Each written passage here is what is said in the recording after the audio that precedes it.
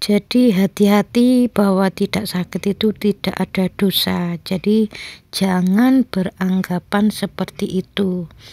Sakit yang diberikan pada anak remaja, orang tua, suami istri yang agak-agak tua, terus anak yang belum balik, itu beda analisa. Jadi yang nggak bisa disamakan. Kalau anak belum balik terus sakit, itu adalah gambaran dari orang tuanya bahwa orang tuanya itu punya dosa, sehingga Allah menitipkan sakit itu pada anaknya. Jadi anak yang nggak punya dosa kok sakit tuh. Katanya anak yang belum balik itu belum dicatat. Kalau melakukan dosa nanti bisa sakit loh. Anak kecil kok sakit? Iya, anak kecil itu memang masih belum balik, belum dicatat amal solehnya. Jadi kalau sampai sakit itu berarti peringatan dari Allah, orang tuanya melakukan dosa, entah itu ayahnya atau ibunya.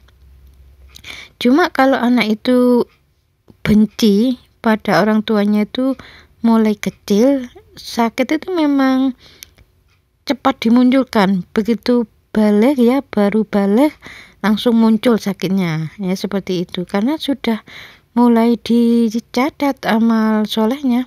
Jadi kalau melakukan kebaikan ya mulai dicatat, melakukan keburukan ya mulai dicatat. Inilah cara-cara syariah itu seperti itu ya, nggak keluar dari dasar itu, memang nggak keluar. Jadi kasihan kalau anak itu sakit. Kalau ada orang yang mengatakan seperti itu seperti protes ya pada Allah Ta'ala. Ya nggak boleh seperti itu. Kesannya seperti Allah itu dolim. Harus diingat, Allah tidak pernah berbuat dolim. Allah yang punya anak kecil itu. Jadi kalau memang pingin bayi dan balitanya nggak sakit, ya jangan melakukan dosa. Itu kunci ya. Allah yang menghendaki memberikan rezeki pada hambanya. Jadi diberikan rezeki atau dibatasi atau tidak diberi rezeki, kan ada keterangannya dalam Al-Quran, Allah yang menghendaki memberikan rezeki atau membatasi. Jadi ya bukan tiba-tiba langsung dihentikan, ini enggak usah diberi, ini aja, ya enggak seperti itu. Itu ada catatannya. Jadi kalau minta rezeki kok enggak diberi, ya berarti ada sesuatu yang dikerjakan yang Allah tidak ridho. Berarti ada sesuatu yang salah ya. Ya kok tidak dikehendaki, ya berarti ya karena masuk ke ranah di luar itu ya, di luar takwa.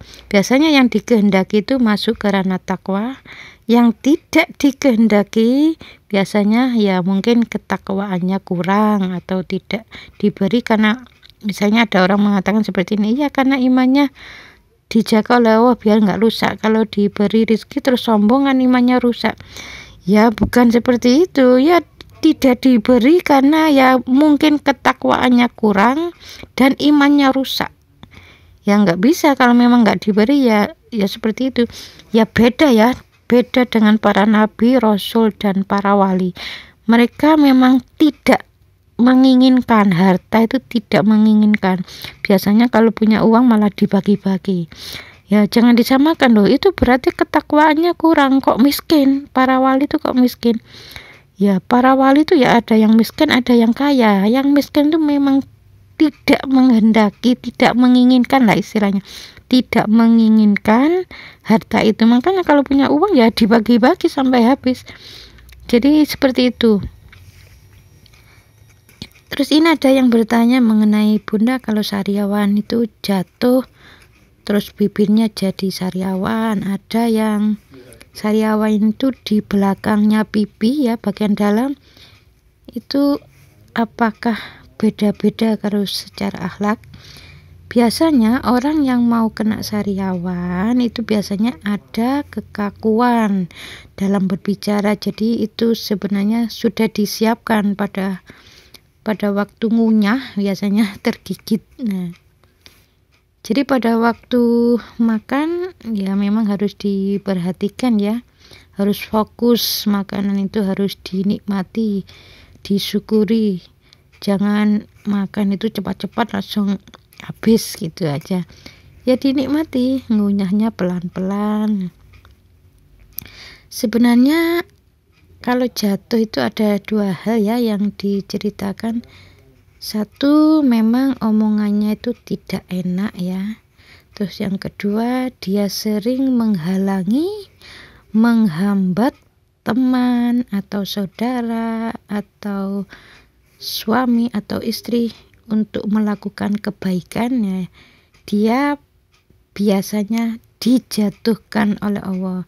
Jadi jangan dikira keserimpet ya, bahasa Jawanya keserimpet. Itu kesalahan manusia karena pakai baju yang ketat makanya keserimpet jatuh ya.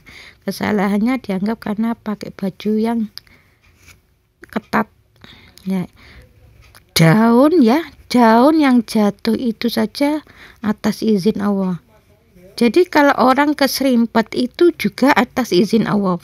Jadi kalau mengatakan, loh itu jatuh yang memang gara-gara keserimpet, coba kalau nggak pakai baju yang ketat ya nggak keserimpet, nggak jatuh ya, nggak bisa. Itu atas izin Allah, berarti orang itu memang punya kesalahan.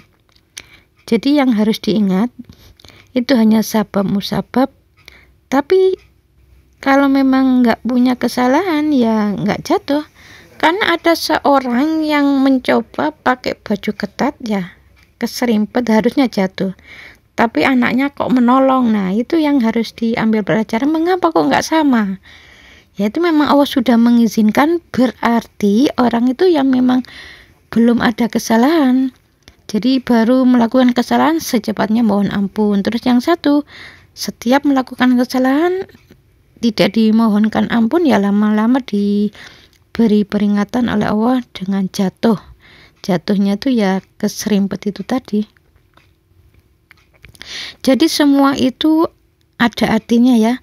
Jadi yang dikerjakan manusia itu semuanya tercatat rapi. Jadi tidak ada Allah itu zalim, itu tidak ada. Dalam Al-Quran juga dijelaskan Allah itu tidak pernah berbuat zalim.